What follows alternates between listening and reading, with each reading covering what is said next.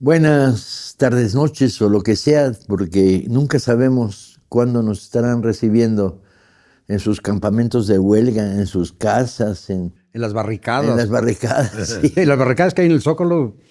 Bien, seguro. El caso es que Libros Militantes es una coproducción que hacemos con la 4 TV, que reproduce algunas redes importantes, los compañeros de la Brigada para la Libertad, el Instituto de Formación Política de Morena, y sospecho que a estas alturas ya no está reproduciendo la Escuela de Cuadros de Venezuela. Que quede claro varias cosas. Primero, el equipo de comunicación del fondo que coproduce con ustedes está formado por voluntarios. Aquí vienen solo los que quieren y hablar de lo que quieren. De tal manera que nadie tiene ninguna obligación. Estamos participando en un programa con filiación partidista.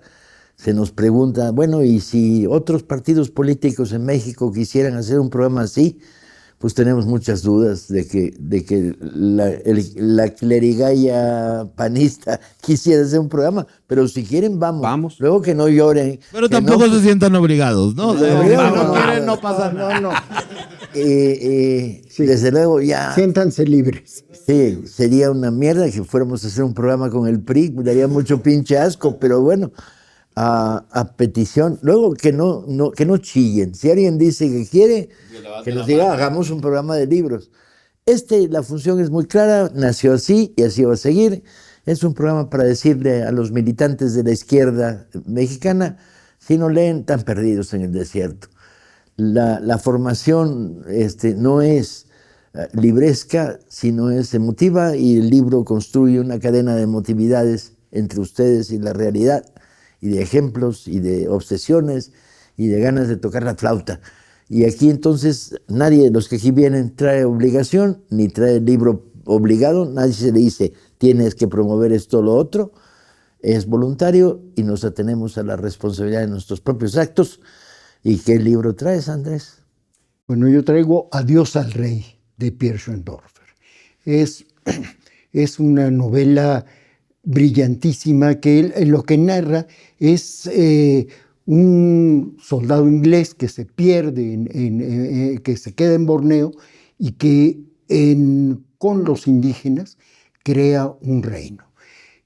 Cuando viene la guerra con los japoneses, se intensifica la guerra con los japoneses, lanzan detrás de filas a un botánico que lo que va a hacer es armar la resistencia de los indígenas en contra de los japoneses.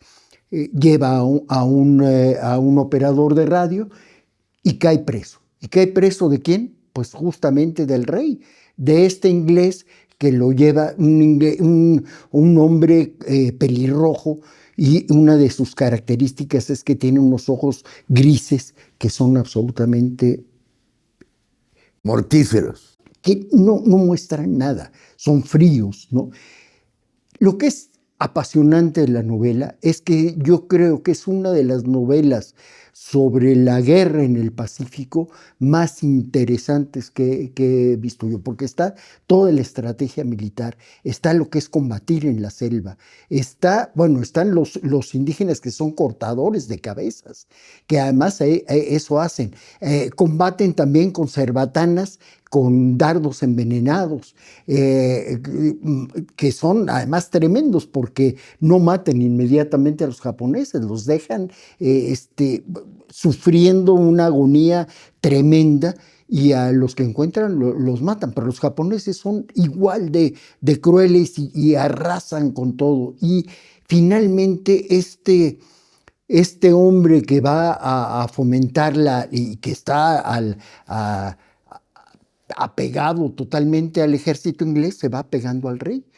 Cada vez va siendo más súbdito, digamos, por decirlo de alguna manera, porque va entendiendo ese reinado brutal, pero al mismo tiempo tan justo y tan apegado a normas, y donde el rey tiene una capacidad de entender todo, con una sabiduría.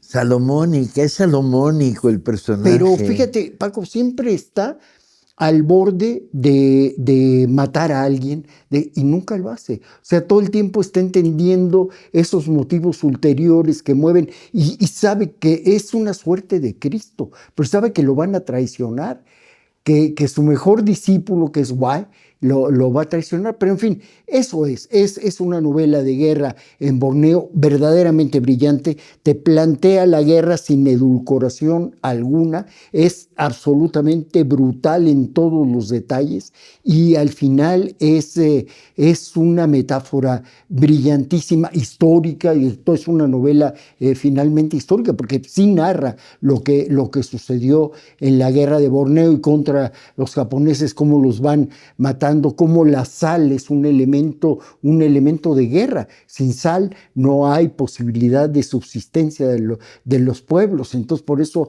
estas salidas al mar y cómo los ingleses van acotando esta cuestión. Es una novela brillante, Adiós al Rey, de Pierre Schoendorfer. La publicamos en la colección popular del Fondo de Cultura Económica. Curiosamente, Schoendorfer no es un autor reputado como progresista. Combatió en la guerra de Vietnam del lado del ejército colonial francés, fue capturado por el Viet Minh, y aunque siempre ha sido muy justo en su trato del tema, hizo una película sobre Dien Bien Phu muy importante. Muy importante. Por cierto, hay una película buenísima de Adiós al Rey, con Nick Nolte. La pueden captar gratis en YouTube. Víctor, ¿qué traes? Bueno, yo, el libro del que quería platicarles hoy era la autobiografía de Malcolm X. No, a mí Malcolm X, bueno, evidentemente lo admiro muchísimo. Debo reconocer que primero vi la película dirigida por Spike Lee y protagonizada por Denzel Washington, que creo que es una excelente adaptación, es una muy buena película en realidad. Sí. Y lo que me interesa de la vida de Malcolm X es cómo no es una vida de virtud, sino una vida de profundo pecado y defecto, ¿no? Malcolm X comienza su vida siendo un criminal, y es dentro de la cárcel que conoce a la nación del Islam, ¿no? Que es la versión del Islam de Farda Muhammad, y que después Elijah Muhammad va a llevar a Estados Unidos. Es una religión que se construye sobre todo en las cárceles, ¿no? Donde los hombres negros, cuando han sido despojados absolutamente de cualquier tipo de valor, desconectados de sus familias, encuentran, digamos, en este grupo otra forma de recuperar la dignidad, ¿no? Entonces es algo muy impresionante. Sin embargo, la vida de Malcolm X, y creo que parte de lo que lo hace tan interesante, es que no se queda allí. Él, digamos, trabaja mucho tiempo con Muhammad de hecho, el periodo más conocido de Malcolm X, él es más bien el vocero de la nación del Islam, ¿no? Él ni siquiera es el dirigente. Sin embargo, se vuelve esa persona tan mediática, es un hombre muy inteligente, también un hombre bastante atractivo, lo cual hacía muy lógico que se volviera muy famoso, ¿no? Que los medios estuvieran muy interesados en él, aparte, bueno, alguien bastante elocuente.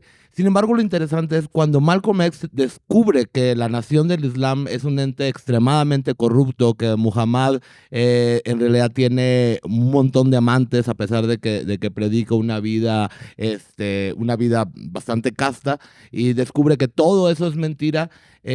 Malcolm X se atreve a hacer un examen de conciencia, que es algo que es importante, que yo creo que también es importante para los militantes, y creo que a muchos de los militantes, de hecho de Morena, les pasó cuando el PRD se convirtió en otra cosa de lo que era, ¿no? Entonces hay un punto donde tienes que reflexionar. Y lo que se vuelve interesante es, Malcolm X decide viajar a la Meca, decide conocer a otros musulmanes, y se da cuenta que la versión del Islam que él tenía era una versión absolutamente incompleta, y que hay una posibilidad como mucho más grande en el Islam suní, que es el Islam mayoritario, que es el que se une. Al final de su vida él estaba creando otro grupo religioso que era Mosque Inc., y la idea era una apertura hacia otro tipo de Islam. Otra cosa importante también de Malcolm X que cabe mucho recalcar es, Nación del Islam es un grupo extremadamente racista, es un grupo supremacista negro y por lo tanto un grupo racista, ¿no? Y Malcolm X se da cuenta de que ese era un error y de que él tenía hermanos musulmanes y hermanos incluso de otras religiones y de otros colores y no tenían nada que ver con ser negro. Entonces, para mí la vida de Malcolm X es una de las más ejemplares en ese sentido, ¿no? Y creo que como militantes se vuelve sorprendente, ¿no? Es un tipo que a pesar de haber tenido una educación muy pobre como en la juventud, es de adulto que decide que él puede educarse a sí mismo, ¿no? Incluso y después de que ese grupo con el que empieza a educarse, que es la Nación del Islam, se da cuenta que le queda corto, entonces va hacia más. Yo creo que Malcolm X es una vida absolutamente ejemplar de un militante, ¿no? Bueno, una de las personas que yo más admiro también. Chale, qué curioso. Los nexos que hacen, que de repente Víctor diga que Malcolm X es una de las personas que más admiro. Bien, estamos listos para todo tipo de sorpresas. ¿Qué sapo puedes encontrar en tu closet, Elena? Aquí lo traigo. Primero quiero hablar de Elisa Díaz Castelo y de Proyecto Manhattan. Es un poemario que sacó hace como 5 años, donde explora la vida íntima de Robert Oppenheimer, de su esposa Kitty y de Jean Tatlock. Yo creo que la premisa del poemario es lo personal, es político, porque no explora cómo la travesía que hizo Robert Oppenheimer para crear la bomba atómica, ni todas sus repercusiones de orden mundial, sino cómo la creación de la bomba atómica les afectó en la relación que tenían ellos, en la vida personal de Jean Tatlock, que termina por suicidarse, en el matrimonio todo tormentoso entre Kitty y Robert, y cómo Kitty desarrolla al final alcoholismo. Es un poemario polifónico, empieza con Jean, luego empieza con Kitty, y me parece muy llamativo es que Kitty de alguna forma es la voz de todas las mujeres que están en Los Álamos apoyando a sus esposos, pero que no saben nada y no les tienen permitido ni hacer preguntas, ni tener ningún tipo de curiosidad por lo que está pasando o por el proyecto en el que sus esposos están metidos. Y la primera que empieza a preguntar, o las expulsan o las desaparecen, o hay como una serie de castigos. Es un poemario muy, muy, muy bello. Es muy sorprendente. A mí en general me gusta mucho la poesía de Díaz Castelo, pero creo que es muy importante para cualquier militante repensar cómo en tu vida diaria también repercute cualquier cosa que pueda pasar a nivel mundial y cualquier cosa que pueda pasar, o sea, una bomba atómica, cómo la bomba también les afectó entre ellos, también fue como en su propia relación y les destruyó la vida. Robert termina al final obviamente todo atormentado, pero no en un principio. Le destruye la vida a Kitty, le destruye la vida a Jean Tatlock, que era como una espía, ¿no? Una espía comunista. ¿Era? Porque es otro de los debates. Sí, además. ¿Quién es quién? Lo digo en el poemario. En el poemario se asume como una espía comunista.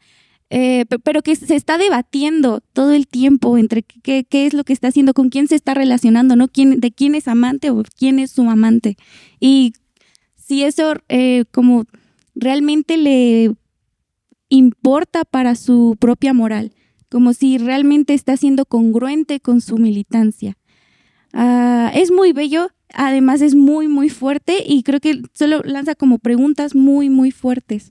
Jamás se me hubiera ocurrido llegar a Los Álamos y a la bomba atómica por el lado de un poemario. Claro. Bueno, hablando un poco de Elisa Díaz Castelo, recordar que tiene 2 libros en el Fondo de Cultura Económica, es ganadora del premio Aguascalientes, entonces en este libro, y su primer libro salió en Tierra Adentro, Principia, es una excelente poeta, en eso coincide. Está Principia. Bueno, Principia que ahora está en otra editorial, sí, pero estuvo en Tierra sí. Adentro también, y es una excelente autora, sin duda. Sí, y tiene, además, en todos sus poemarios es parte de la idea de que la poesía no puede no hablar incluso de ciencia o de términos como palabras a las que les tenemos como miedo de repente, como del mundo de las matemáticas, de la química, de la biología.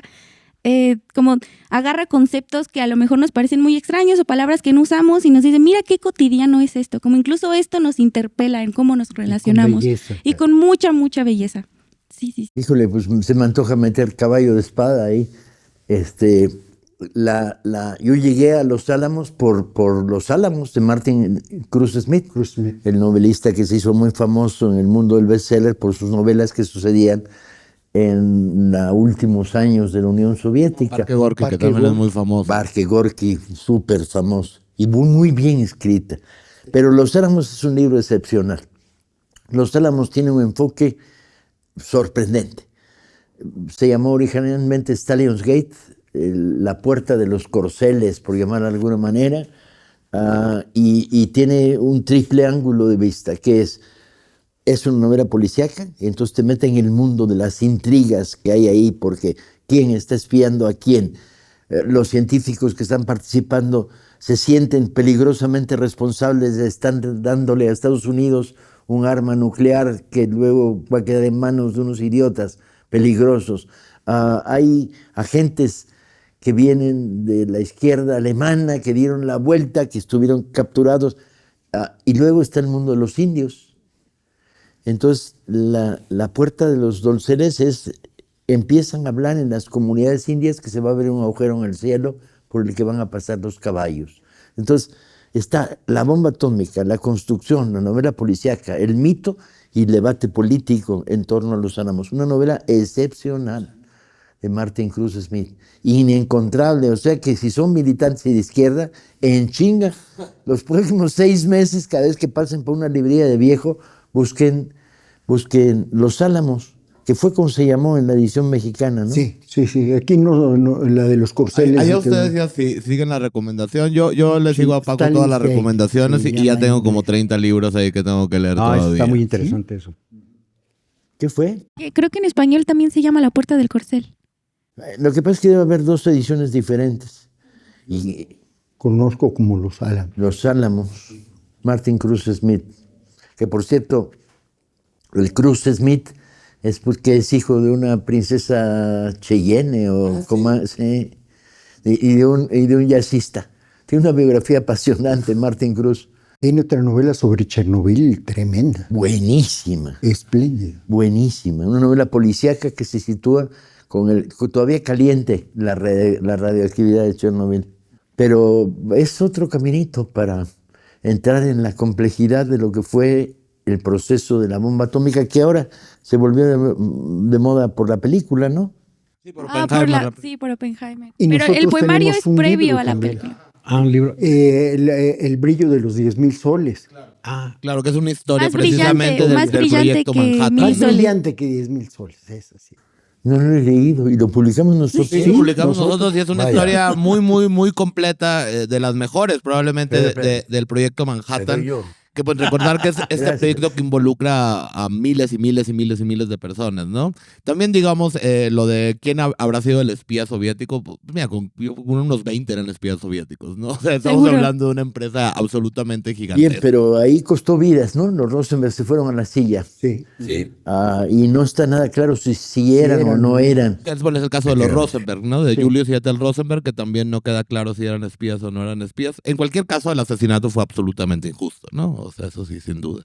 Y también la información supuesta que habrían pasado los Rosenberg en particular no tenía ninguna utilidad. O sea, en realidad no. En último caso, el gran debate era el debate de la Guerra Fría, con el macartismo empezando a germinarse. En realidad era eso, sí. Nada más, el poemario Proyecto Manhattan de Lisa es previo a la película. Como 2 años antes, 3 años antes. ¿Qué traes? Fermín. Trajimos a Fermín, que está temporalmente, Fermín Goñi está temporalmente en la Ciudad de México, asistiendo a la Feria del Libro del Zócalo. O no, ¿Qué le vas a quedar? pues a lo mejor. Le gustó ¿Quién lo mucho. sabe? Pero cuenta por qué te vas a quedar, entonces es que Nada más- descubrió. Nada más que cuidado porque te vamos a traer a todos los programas. Pero A trabajar aquí. Ese no es el problema. Como uno dice viene que a lo tra- vamos a explotar más, No, eso es. uno viene a trabajar. Está claro. estrenando la versión nueva de su libro De este. de El hombre de la El hombre de la ley. No sé si se ve bien, sí, ¿no? Sí, Y ahora, si no, lo van a filmar y se va a ver perfecto. Bien. Cuéntanos un poco. Bueno, pues esta es una novela de la desgracia. Hoy, como estamos, en fin, hablando de cosas que tienen en fin, un tono poco alegre, pues yo creo que podemos culminar con la historia de una desgracia. El hombre de la Leica es una novela que narra cómo, y parece que han pasado muchos años y han pasado, pero que hay hechos que siguen estando, bueno, en España están súper pendientes, claro. La Guerra Civil de 1936-1939, narrada desde dos perspectivas. Narrada desde dos perspectivas, pero además narrada solo mientras el personaje, que es el general Mola, que es un militar español, que por cierto ha nacido en Cuba, en Placetas, está vivo. Cómo él solo en una esquina de España organiza el equipo de golpistas. Todos son militares, bueno, casi todos son militares, porque el gobierno de la República está en la inopia. O sea, lo hace en 3 meses, en 4 meses. Exactamente es el tiempo que tarda en organizar una red y de impartir las instrucciones y de fijar el día D y la hora H. Las instrucciones que va dando, que se llaman instrucciones reservadas. En esta novela por primera vez se publican las 5 instrucciones reservadas, que las firma en Madrid el director. Pensaba que de esa manera el general Mola, que había sido director general de la Seguridad del Estado, nada menos, iba a desnortar a sus, en fin, al gobierno de la República. Pero es que lo curioso es que lo consiguió. O sea, ¿cómo es posible que a Mola no le hubieran seguido los pasos? Pues no lo siguieron. Y se encontraron con que un 17 de julio había no un golpe de Estado, y lo dije el otro día en la Feria del Zócalo, sino una declaración de guerra, porque ese es un error que la historiografía viene arrastrando. Mola no da un golpe de Estado contra la República, le declara la guerra.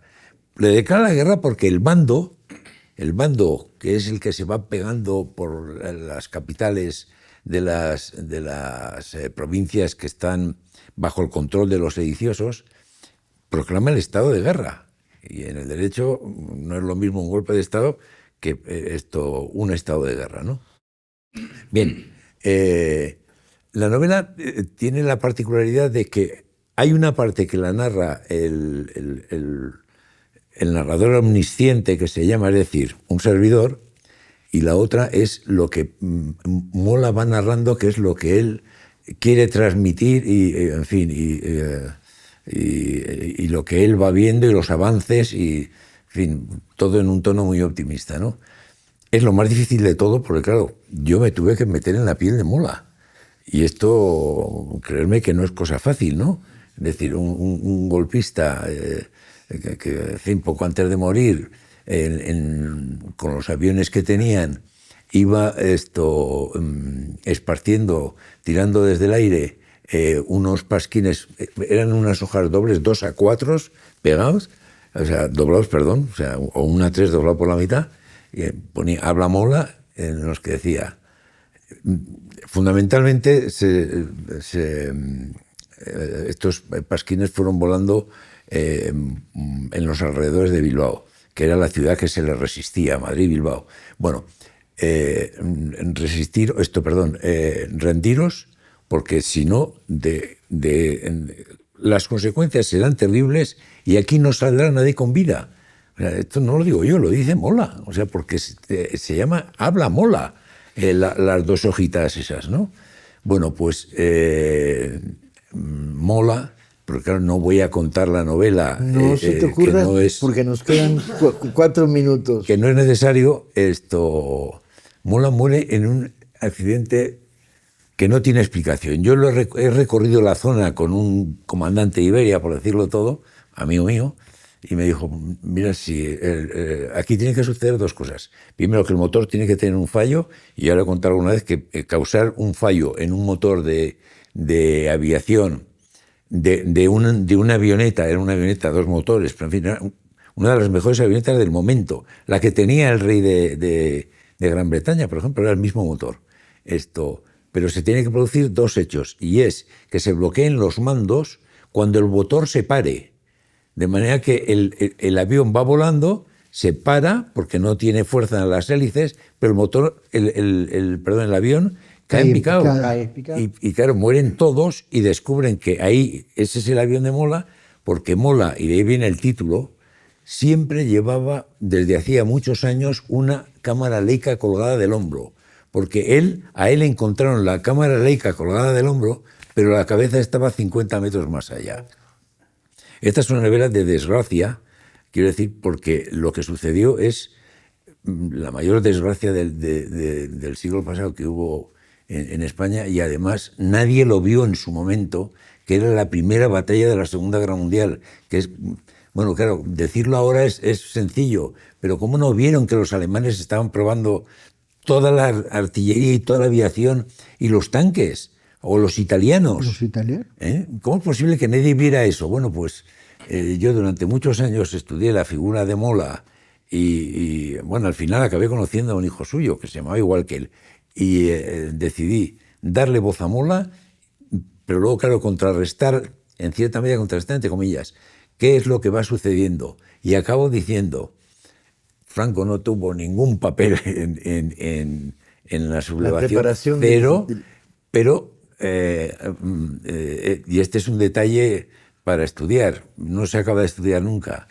Sus dos principales oponentes, los dos que podían haber hecho el mismo papel que hizo él, luego durante 40 años, los dos murieron en accidente militar. Mola y Sanjurjo. Mola y Sanjurjo. Nos quedan 3 minutos y medio. Roberto, ¿qué traes de a 3 minutos y medio? Lázaro Cárdenas y la defensa de la soberanía, que lo acabamos de sacar en Vientos del Pueblo.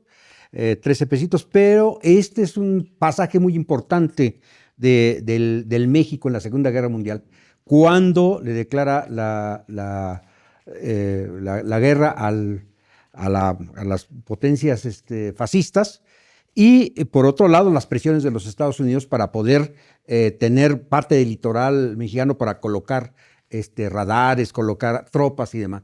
Y entonces, pues la defensa que hizo Lázaro Cárdenas, que Lázaro Cárdenas es el que llega ahí. Incluso ya un funcionario había aprobado que fueran ahí, y fue a buscar al presidente en aquel tiempo y logró convencer y decir, no entra nadie. Y lo nombraron, desde tiempo atrás lo nombraron comandante militar. Y es una cuestión muy importante. Este es de Margarita Carbó, y es precisamente para poder tener una visión de qué es la cuestión de la soberanía. Es muy interesante. Una cuestión ahí, una cuestión importante es que los discursos sobre la cuestión de la soberanía y lo que dice él, lo que dice Lázaro Cárdenas, era lo que decía Andrés Manuel López Obrador. Andrés Manuel dijo que no regresaba sino solamente en caso de guerra. Eso lo dijo Andrés en una conferencia de prensa. Entonces, esa es una cuestión. Y en 2008, después del 2006, de la cuestión del fraude electoral y de asumir la presidencia legítima, entonces Andrés Manuel hizo varios discursos sobre la soberanía nacional, que hoy lo retoma muy bien Claudia, pero que son realmente vigentes. Y este fue el libro que sacamos. No, detente, ibas a hablar de uno, ya te estás subiendo a dos. Pero bájate. Aquí la cuestión... Ya pasó, se te acabaron los 4 minutos. Bueno, pues la cuestión es esta, es que este libro es realmente significativo para nosotros con respecto a la soberanía nacional. Hoy que Trump está amenazando con provocar una guerra, incluso provocar la invasión de Venezuela, ¿sí? Y obviamente para nosotros nos está asediando en diferentes aspectos. Por eso es importante que lo leamos como militantes, para que recordemos que la soberanía nacional es muy importante defenderla, y tenemos al imperialismo a un lado. nunca olvidar. Chale, se infiltró en términos del discurso. Se me antoja un montón el libro, no he leído ese Vientos del Pueblo, pero digamos, es también un momento súper interesante de la historia porque coincide la Segunda Guerra Mundial y el embargo petrolero que estaba Sí, sufriendo claro. México en ese momento, ¿no? Que le da un margen de maniobra raro, pero interesante a Cárdenas. La clave es muy sencilla. Sigo sin saber cuánto tiempo de este programa todavía nos queda. 0. Bien, nos veremos en el siguiente programa. Bye. Vámonos.